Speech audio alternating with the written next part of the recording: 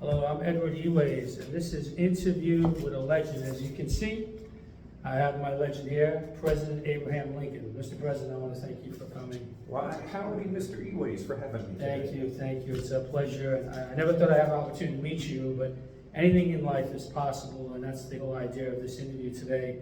If you can share some of your story, of some of the things that you had to do to persevere, and some of the odds that you came up against, and your belief in yourself and your story, I think everyone will hear it. Oh, it'd be my pleasure to tell you a little bit about myself. I was born on February 12th, 1809 in a place called Hodgenville, Kentucky. And they say I was born on a bed of corn husks and feathers. And my mother's name was Nancy and my father's name was Thomas. And both my mother and father were illiterate. And neither one could read or write. Wow. Just an X on a paper as a signature was all they could handle. That's probably why my mother, Nancy, had a hunger for me to gain some sort of education. But as you may know, children who grew up on the prairie in the 19th century did not go to school. They had to work on the farm for 12 hours every day. But my mother had a determination that I learn about the world out yonder. So when I was just about 7 years old, my sister Sarah and I walked about 4 miles to a one-room schoolhouse. It was called the Blab School. The children in it were ages 5 years old up to perhaps 45 years old. 45? And sometimes you went to school with someone as old as your mother and father. Sometimes your mother and father would sit next to you as a fellow student because they were illiterate and they couldn't read or write. And we'd recite our lessons out loud and at the same time. So when you heard it, it sounded like blab, blab, blab. And by dear, that is why it was called the Blab School.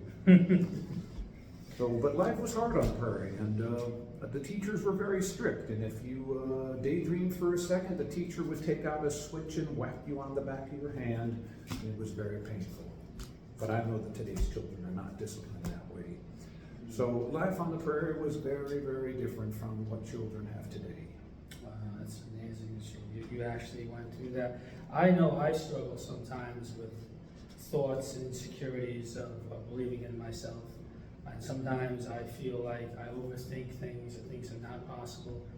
In your life, Mr. President, when you faced that adversity or different things that you were maybe doubting yourself or you got knocked down, what really propelled you to get up and continue to go? What was your secret to be able to just do that and accomplish and keep pushing forward? I think people would love to hear something like that.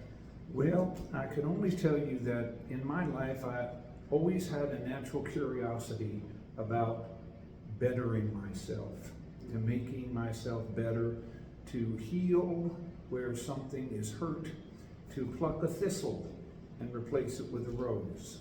For example, when I was a little boy, we couldn't afford a piece of paper. And so instead of giving up, I took the back of a wooden shovel and made that my paper. And I took a piece of charcoal and made that my pencil. And I learned my lessons like that. It was not an ideal situation, but I had a curiosity to better myself. And I guess you could say it paid off. Certainly did, Mr. President.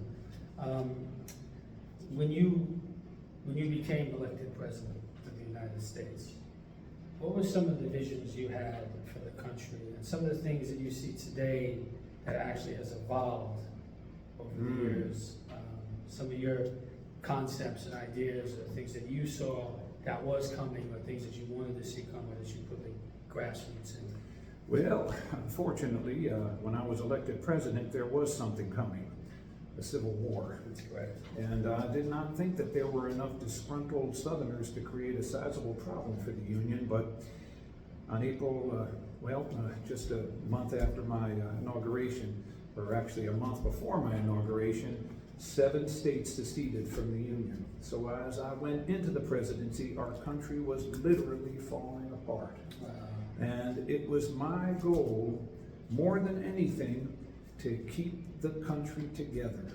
Otherwise, foreign forces like Europe and France might come in and colonize the nation again. So my priority was unifying the United States of America again. Beautiful. Unification, unity. Yeah, unity. Unity was more important than anything. If the South stayed a separate country, slavery would never end. And England would come and colonize a weaker northern states. So unity was key. Unity was key. And unity is almost important today. It's always important. Right? Absolutely, yes. When you had people that were not actually for you or didn't support you, which we know you had both sides of different people. Yes, indeed. There are stories and obviously things that I've heard that you got both groups to work together for certain things that were better for the country. How did you bring those type of groups together, even though they weren't necessarily supporting you at the time? How did you get them to see your picture or your vision and get them to work together? Because I think that's brilliant. Well, I will tell you that as a poor boy growing up on the prairie with only 11 months of schooling, Wow. and no formal education, who literally had to teach himself to read and write, literally taught myself the law and was granted a law license.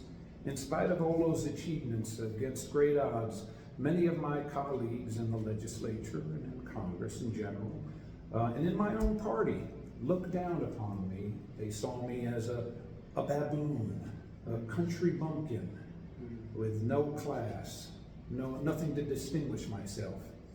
So they saw me as an enemy and assumed that I would see them the same way. So when I surprisingly won the presidency, I made a decision to myself that I would put my, quote, enemies in my cabinet on the same team as myself, where we would work together to solve the dire problems of the Civil War. So Mr. Seward, who ran against me for president, became my Secretary of State. And Mr. Chase, who ran against me, became my Secretary of the Treasury, to give you a couple of examples. So I had this desire to bring people together by being a little savvy and a little, well, tricky like Brer Rabbit. I know that you're famous for your speech writing. Mm-hmm. If you had to pick one speech or a message in one of your speeches, and I know there's many, what do you think is the most profound? That's this one right here. I was reading it before we met today. This is a short speech that I gave on November 19th, 1863 in Gettysburg, Pennsylvania. It was the height of the war, and I was asked to give a speech to dedicate a cemetery where thousands of soldiers had lost their lives. I had a fever of 102 when I had to take the train to Gettysburg, and I wrote some of the speech on the train, some of the speech previously in the White House, and then the rest of the speech in a small house near Gettysburg. I always believed in being meticulous and thoughtful in my speech writing, and even though this speech is only 2.5 minutes long, it took me much longer than that. Imagine, yeah. And even moments before the speech, I decided to visit the cemetery where all those soldiers laid. And when I saw the terrible circumstance that they found themselves in and the great sacrifice they made, I wanted to remind everyone I was speaking to that day that, well, this is the line that I added just 20 minutes before the speech. The world will little know nor long remember what we say here, but it can never forget what they did here, what those soldiers did. That line was not in the speech previous to that point. This was a speech about winning the war and bringing our country together as a democracy. That meant more to me than anything. That's incredible and very powerful. I guess I want you to know that I've always admired you. Well, thank you, sir. And I wish my father was still alive to see that I've actually spoke to President Lincoln, because he also was a big fan of President Lincoln. Yeah. If you had a closing message to all the people out there, especially the young people, but I just thinking people in general, what would be one of the things you would want to leave this interview with, and for them to know, not so much about yourself, of course, but about how you feel about what you want to see with people, and unity, which I think is an extremely important message. So, Absolutely.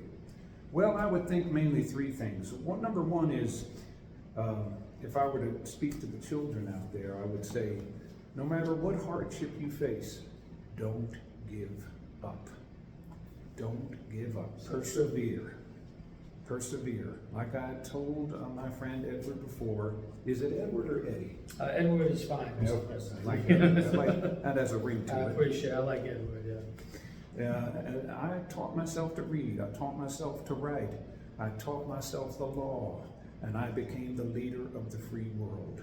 So I'd like to think that my story could be an inspiration to children out there who may sometimes feel like giving up. Don't do it. Don't do it. You may fail once or twice or 100 times, but you'll get there.